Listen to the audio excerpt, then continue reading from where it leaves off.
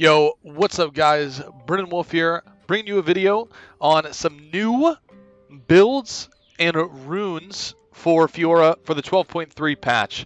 So we saw the 12.3 patch, there was a lot of nerfing, adjusting, changing Fighter and Bruiser items, and wasn't really sure what was going to happen. The only thing that looked really positive was that Bork buff that we got because we were building that a lot with the Stride build.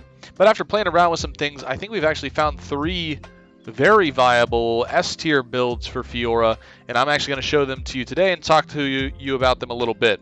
So first and foremost, this is the one that I've actually been building a lot lately, is going to be the Goredrinker build. So I didn't build Goredrinker for a while, just didn't really like it, but with Death Dance and Maul getting buffed, it almost feels like old Fiora. It feels really nice.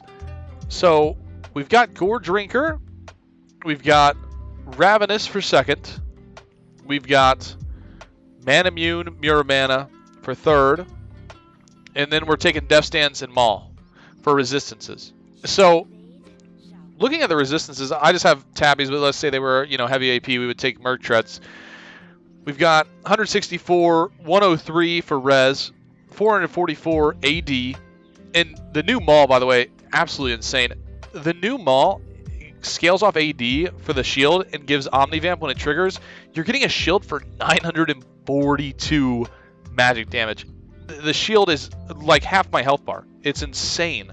So when we're looking at like the full stats of it, we've already got 20 Omnivamp, and when this thing procs, it's 32 Omnivamp. So this is like a lifesaver when you're low HP, along with the mythic passive, or not the passive, but the active, and getting the heals from the gore too. It makes you full build with this is just absolutely insane. It feels like old Fiora. You're impossible to kill. You can team fight. You can get in there. It's amazing. I actually love this build. This is my new favorite.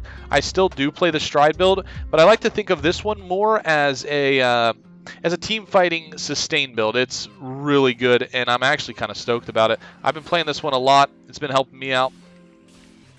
And yeah, this is my new favorite build. You got the buff from Maul, you got the buff to Death Stance, which helps a lot. So you're able to get armor and resistances while still building damage. Mirror Mana still comes in handy. Highest AD item in the game. At level 18, it's worth 90 AD. Nothing in the game is worth more than that. Ravenous got an AD buff, so it's up to 70. I mean, overall, this build is just insane. It's super fun. It feels like old Fiora. It's great. So imagine this one more as a team fighting build. You can frontline with it. You can also flank with it. You can split push with it. This is just the all-around most balanced build on Fiora. So this gets the stamp of approval, S-tier build, absolutely. And now we're going to get rid of this, and I'm going to show you my other favorite build, which is going to be the Stridebreaker build. So the time that I build the Stridebreaker is more into like ranged matchups, really heavy tanks like Cho'Gath or something, because you're getting so much damage out of Bork plus Vitals in the end game. And those are the two, ranged and heavy tanks. Or sometimes, because it's more like an assassin build, truly. And I've been building the Maul and Death Stance as my final 2 items in almost every situation. The damage is insane with this build. With Bork getting buffed, you're now doing 12% of the enemy's current health as physical damage. And then don't forget your passive when your full build is 19.2. Literally hitting somebody doesn't even matter. If you hit the Vital, you're still hitting the 12% of their current health. Now, if you hit the Vital, it's just insane. Just that passive damage from your normal passive and the Bork passive, 30% of their health bar gone. It's just insane. Nobody can survive when you're full build with this build through all 4 Vitals. It's the highest damage build, and I would like to imagine, so you got the Goredrinker, which is more of an all-around balanced build. More sustain, more team fighting ability, and this is going to be like your 1v1 duelist. I'm going to split push, or I'm going to sit in bushes and try to get sneaky kills. You will just absolutely one-shot anybody who comes in contact with you. It's insane. We made a TikTok on it, and we had like a 6 or 5k health Cho'Gath coming to this bush right here, and we literally just killed him in four vitals. It was insane. It was insane using this build here, and it wasn't even full either. We still were missing like 1 item, I believe. Now there is another build that I don't use because I prefer the whip. I prefer having the whip because it allows you to actually hit vitals. So being able to hit a vital with the whip is really nice. And without it, you don't get the ability to like hit all 4 vitals fast. So I kind of dislike it, and I don't build it often, but it's still really good. So this is the Stridebreaker build. This is the, right here, this is the full assassination build. Stridebreaker, Bork, Muramana, Death Stance, Maul.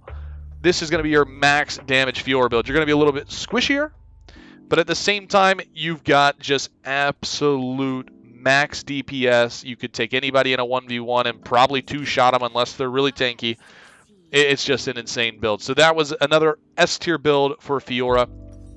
Now this last one is something, like I said, I don't build this often, but I can't deny how good it truly is. Even though I don't like building it, I still can't deny how good it is.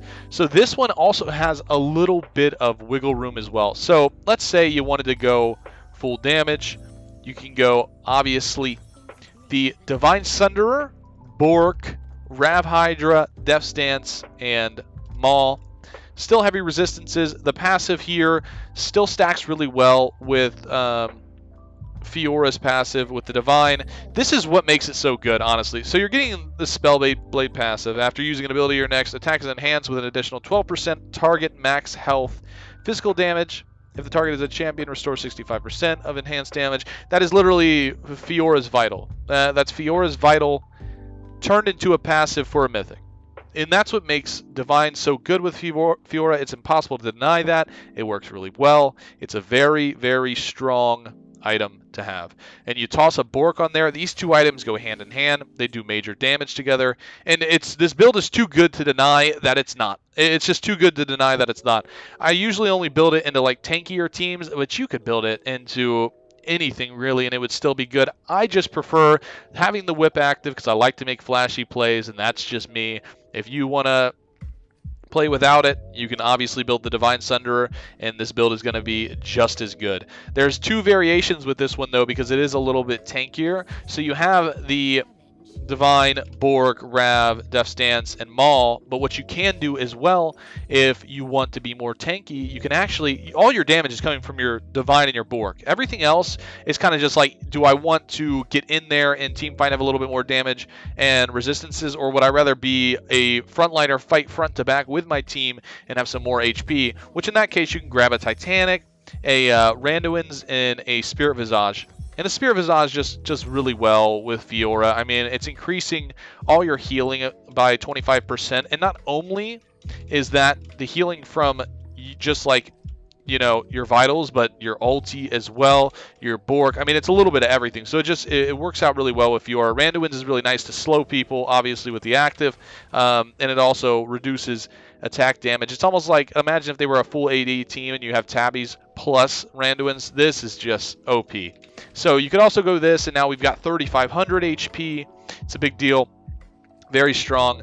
And this is more of that tanky Fiora build. But I just miss out on having that. I just love having the Bork for the flashy plays. But this is such a strong build as well, and you can't deny it. And I wanted to throw it in the video and make everyone aware.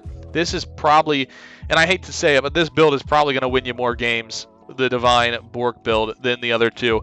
Unless once you get really good with Fiora and you can use the whip active to hit those vitals, that's when you're probably going to notice where you want the whip active, so that you can do the fast four on the ulti, get in and out, get flashy plays.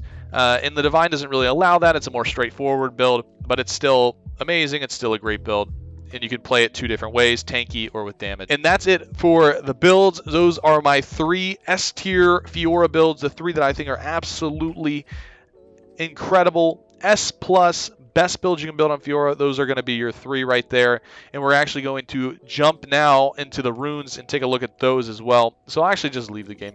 I'll just show you guys the rune pages and what we're looking at there. So when it comes to the runes, this is what I've been running mainly. The Conquer, Triumph, Alacrity, Last Stand, Bone Plating, and Overgrowth. Overgrowth actually ends up being really good, and we've kind of slept on it for a while. Now that we lost the AD from Goro, I was trying to find a way to work with that. And it actually ends up being very impactful. I mean, towards the end of the game, you get about 3 items. You're getting about 200 HP on overgrowth, and this is every time you're alive. This is every time you're full health. It just has basically stacking value. It's very solid to have. This is what I've been running mainly. Maybe a little switch up on the first rune here with adaptive and attack speed, and then also switching like bone plating and second wind a little bit. You know, if you go into like gangplank or something like that, that's always good to have. Also, I still do use unflinching, but this has turned into like my main 4. And there's the rare case. I have been playing with conditioning a bit. That is really good, but I really love the precision tree into resolve. I don't really play grasp that much. I was doing it for a while, but not much anymore. The grasp build would actually be really solid with the Divine Sunderer build, by the way. Just throwing that out there. I just like having Conqueror for those longer extended fights. But if you were going to run Grasp, I would try that Divine Sunderer Bork build. It's just percent health, max health, current health, all these different passives. It's a strong build. It's really good. I highly recommend you guys try it. I highly recommend you guys try all the builds, to be honest. But I'd say these are the best runes you could go, in my opinion. But I also, like I said, I do use conditioning sometimes. I do use second wind, and I also use unflinching sometimes as well. If they are a very heavy CC team, that will save your life. Believe it or not, it actually saves you more than you would imagine. So those are the builds, and those are the runes for Fiora for 12.3 and beyond, until we see another change of some sort or something like that. But for now, those are going to be my S tier builds and S tier rune pages. Well, we'll look at the grasp one too really quick. If you were going to go grasp, we would look at demolish, and then obviously play around with these overgrowth. And I would say taking boots and biscuits are just going to be super strong as well. And you'll notice that I didn't throw in the Manamune into the, or the tier / Manamune into the Divine Sunderer build, because you just wouldn't build it with that, because it's already doing so much damage just with the on hit. You can toss that in there if you'd like, but I think when you're going the Divine build, you kind of have to commit to it and take the grasp, and then you're already taking biscuits anyways, which will increase your mana by 50. It's 150 total. It's not much, but it's enough to get you through the laning phase. You just have to play a little bit slower anyways, because you're going for that Divine build. So it ends up working out where you're not spamming abilities, and you're going to get that Titanic, and you're going to be able to wave clear. It's going to be all right. This is the rune page I would take if you wanted to go for the Divine Sunderer build. So that's the new runes. That's the new builds. That's the stamp of approval, the S tier for Fiora right now for patch 12.3 and beyond. I hope you guys enjoy the video. Thank you so much for watching, and have a wonderful day. Until next time, peace out. Love you guys.